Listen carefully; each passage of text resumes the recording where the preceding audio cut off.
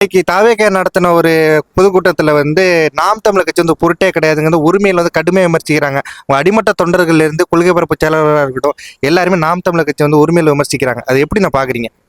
அது என்னன்னு கேட்டீங்கன்னா, இப்ப அவங்களுக்கு அரசியல் புரிதல் இல்லை, அரசியல்ல எந்த விடயமும் அவங்ககிட்ட இல்லை, அவங்க பேசுறதுக்கு வேற எந்த கருத்தும் இல்லை.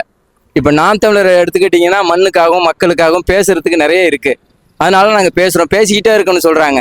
பேசி பேசி தான் இன்னைக்கு இவ்வளவு விழிப்புணர்வை உண்டு பண்ணியிருக்கோங்கிறத நாம அவங்களுக்கு சொல்லணும். அவங்களுக்கு அது புரியல, அவங்களுக்கு என்ன ஏதுன்னே தெரியாது. அதனால அவங்க வாய்க்கு வந்ததெல்லாம் பேசிக்கிட்டு இருக்காங்க. இப்போ அவங்களுக்கு தேவை பணம். அவங்க வந்து யாரோட ஆளு எப்படி இறங்கியிருக்காங்க என்ன ஏதுங்கிறது வந்து மக்களுக்கு இன்னும் கொஞ்சம் காலத்துல புரிய வரும். ஏன்னா ஏற்கனவே சென்ற தேர்தல் எல்லாம் ஒவ்வொரு நபர் எப்படி வந்தாங்க எப்படி போனாங்கிறது நம்ம நிறைய பேர் கமல் மாதிரி, சரத்குமார் மாதிரி, அந்த மாதிரி நிறைய பேர் வந்துட்டு போயிருக்காங்க. அந்த மாதிரி இவர் வந்துட்டு போறவர். இப்போ இன்னும் அவருக்கு என்ன நெருக்கடின்னு கேட்டால், நம்ம வந்து இறங்கின வேலை வந்து சரியானபடி முடிக்க முடியலையேங்கிற ஒரு பயம் வந்துட்டு இப்போ அவங்களுக்கு. அதனால நாம் தமிழராக அவதூறு பரப்புறாங்க, அவ்வளவுதான். நாம் தமிழர் மக்களுக்காக மண்ணுக்காக இந்த நாட்டில் உள்ள பிரச்சனைகளை தீர்க்கணுங்கிற ஒரு நோக்கத்தில் பேசுறதோட இல்லாமல் செயல்படுத்தி நிறைய இடத்துல காட்டிக்கிட்டு இருக்கோம். அந்த மாதிரியான புரிதல் அவங்க நம்ம எவ்வளவு பேசினாலும் அவங்களுக்கு புரிய போறதில்ல. ஃபர்ஸ்ட் அவங்களுக்கு புரியுற மாதிரியான சிந்தனை ஃபர்ஸ்ட் அவங்களுக்கு இல்லை. அவங்ககிட்ட நிற்கிற ஆளுங்களுக்கும் இல்லைங்கிறதா ரொம்ப வேதனையான இருக்கு. நமக்கு இப்போ அவங்க அரசியலில் வந்து அவங்க வளர்ந்து ஒரு ஆட்சியை பிடிச்சா நம்ம வந்து ஒன்றும் அதுக்காக ஒன்றும் பயந்து நம்ம நிற்கல, அந்த மாதிரி எல்லாம் பிடிக்க போறாங்களேன்னு. அவங்களால இந்த மண்ணில் உள்ள இளைஞர்களுக்கு எவ்வளோ பெரிய பாதிப்புகள் இருக்கு. அவங்களுக்கு கொள்கையற்ற ஒரு இது கருத்தியலற்ற என்ன அடுத்து செய்ய போறாங்கிறத கேளுங்க. ஃபர்ஸ்ட் அவங்கள்ட்ட எதுவுமே தெரியாது. அவங்களுக்கு நீங்க எதற்காக வந்திருக்கீங்க, இந்த ஆட்சி ஆள்றதுக்காக வந்திருக்கோம் அப்படின்னு சொல்றாங்க. எதற்காக வந்திருக்கீங்க, மக்களுக்கு என்ன பண்ண போறீங்க, எப்படி ஆட்சி கொடுக்க போறீங்க, உங்களோட கொள்கை கோட்பாடு என்ன, எந்த சித்தாந்தம் இல்லை, எந்த இதுவும் ஒன்று கிடையாது அவங்கள்ட்ட. அதனால நம்ம ஒரு புரிதலோட ஒரு சித்தாந்தத்தோட தமிழ் தேசியங்கிற ஒரு கொள்கை கோட்பாட்டோட நிற்கிறோம் நம்மளை. அப்போ நம்மளை அவங்க விமர்சனம் செய்ய தான் செய்வாங்க, அவதூறு பரப்ப தான் செய்வாங்க. அதெல்லாம் பொருட்படுத்தாம நம்மளோட அடுத்த கட்டம் நம்ம மக்களை நோக்கி நம்ம போயிட்டு இருக்கோம்.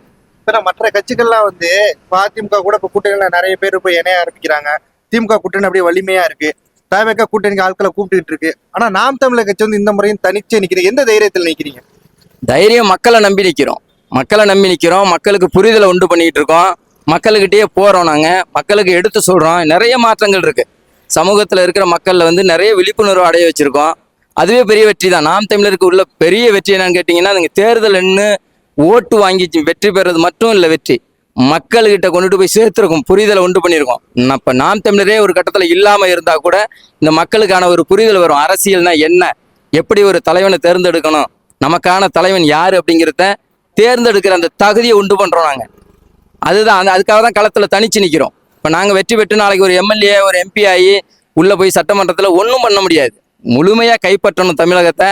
இங்க இருக்கிற ஆட்சி முறைகளை வந்து முற்று முழுதாக மாற்றி அமைக்கணும்னு அண்ணன் சொல்லிட்டு இருக்காரு. அதனோட இல்லைன்னா இன்னைக்கு ஒரு கூட்டணி ஒன்று வச்சா கூட 30 சீட் 40 சீட் நம்ம வாங்கலாம். வாங்கி ஒன்றும் செய்ய முடியாது. அதை வந்து அவங்க ஏன் அது புரியும் அவங்களுக்கு, ஏன் அவங்க ஒத்துக்க மாட்டேங்கிறாங்க அப்படின்னு கேட்டிங்கன்னா, நம்மளும் கூட்டணிக்கு போனால் மற்ற கட்சிகளை மாதிரி நம்மளையும் நீர்த்து போக வச்சிடலாங்கிற ஒரு திட்டம் இருக்கு அவங்கள்ட்ட. அதனால மீண்டும் மீண்டும் அந்த கேள்வி நம்ம மேலே எழுப்பப்படுது. இப்போ நாம் தமிழர் கட்சி தொடர்ச்சியா தேர்தலில் வந்து தோல்வி அடைஞ்சாலும் தொடர்ச்சியா போட்டி போடுறாங்க, தனிச்சா போட்டி போடுறாங்க. இப்ப தாவேக்கா வந்து இந்த தேர்தலில் வந்து வெற்றி பெறுங்கிற கனவுல போறாங்க. ஒருவேளை அவருக்கு இந்த தேர்தலில் தோத்துட்டாங்கன்னா யார் நிலைச்சு நிப்பான்னு நினைக்கிறீங்க? அதுதான் இப்ப நீங்க வந்து இப்ப உள்ள வந்திருக்கீங்க. நீங்க வந்து அடுத்த தேர்தல் நானும் நிறைய பேர்கிட்ட சொல்றது, இப்ப நீங்க தாவேக்காவுக்கு ஆதரவு தெரிவிங்க, வேண்டான்னு சொல்ல. இது உங்களோட கருத்து, இது என்னோட கருத்து. உங்களோட புரிதல் இல்லாத தன்மையில நீங்க அது போறீங்க. ஆனா அது நிலைத்து நிற்குமா, மக்களுக்காக அடுத்த தேர்தலில் நிற்பாங்களாங்கிறத பாருங்க. அப்படி இல்லாத போது நீங்க திரும்பி வருவீங்க. அந்த புரிதல் உங்கள்கிட்ட இல்லை அப்படிங்கிறத இப்போ நாங்கள் நாம் தமிழருக்கு தான் நீங்கள் ஆதரவு பண்ணணும்னு சொல்ல வரல. நான் தாவேக்காவில் இருக்கிற இளைஞர்களுக்கு எல்லாருக்கும் நான் சொல்லிக்கிற ஒரே கருத்து என்னன்னு கேட்டிங்கன்னா, நீங்கள் தாவேக்காவுக்கு ஆதரவு பண்ணுங்க, வேண்டாம்னு சொல்லலை. ஆனால் அது பின்விளைவுகளை என்னென்ன கொடுக்குங்கிறத நீங்கள் இந்த தேர்தலுக்கு பின்னால் பாருங்கள். அவங்க நிலைத்து நிற்க மாட்டாங்கங்கிறத புரிஞ்சுக்குவீங்க. அப்போ எங்களை விட நீங்கள் அதிகமாக கோவப்படுவீங்க. அடுத்த தலைமுறை வந்து புரிதல் ஏற்படும். இது ஒரு நல்ல வாய்ப்பு தான். அடுத்த தலைமுறைக்கு நல்ல புரிதல் ஏற்படும். நன்றிண்ணா. ஓகே, நன்றி. நடிகர் விஜய் வந்து எப்பயுமே நாம் தமிழர் பொருட்டே இல்லைங்கிற மாதிரி பேசிட்டு இருக்காருன்னா அதை எப்படி பாக்குறீங்க? அவங்க ஒரு பொருட்டு இல்லைன்னு நம்ம சொல்றாங்களா, அவங்கள பத்தி நம்ம பேச வேண்டாம். அவங்களும் நமக்கு ஒரு பொருட்டே கிடையாது. அவங்க வந்து அழியணுங்கிற நோக்கம் நம்மளோட நோக்கம் கிடையாது. நம்மளோட கட்சி வளர்ச்சிக்கு நம்ம என்ன தேவை அதன்படி தான் பார்த்துட்டு போனோம். அவனை போய் திட்டிக்கிட்டு விமர்சனம் பண்ணிக்கிட்டு அவனை போய் பேசிட்டு அதுக்கு நமக்கு வந்து நேரமே இப்போ இல்லை.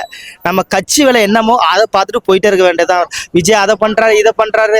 அண்ணன் கூட சொன்னாரு, அவன் இது அண்ணன் கட்சி இது தம்பி கட்சி அவன் அஜய் பண்ணிட்டு போறான் அப்படின்ட்டு அண்ணனே சொல்லிட்டாரு. நம்ம வேலையை நம்ம பார்ப்போம்.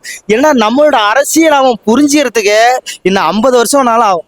சரிங்க, ஏன்னு வச்சுங்களேன், இப்போ இயற்கை பத்தியோ மண்ணை பத்தியோ வானத்தை பத்தியோ மலையை பத்தியோ எதை பத்தியுமே அவங்களுக்கு தெரியாது. சினிமா மோகத்தை வச்சு அவங்க வந்து விஜய் தான் அதை தாண்டி அவங்களுக்கு ஒன்றும் தெரியாது.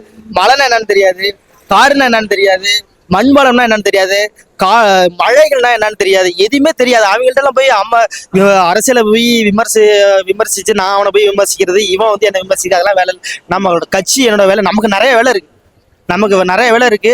ஏன்னா நம்மளோட கட்சியில வந்து நிறைய பாசறைக பொறுப்புகள் வந்து அவ்வளவோ பிரிச்சிருக்கு.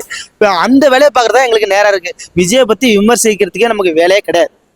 அப்புறம் சின்ன விசில் சின்னம் கொடுத்துருக்காங்கண்ணா, அதை எப்படின்னு பாக்குறீங்க? கூட ஒரு கலந்தாய் போட்டிருந்தாங்க, அவரும் ஊதுறாரு, எல்லாரும் ஊதுறாங்க.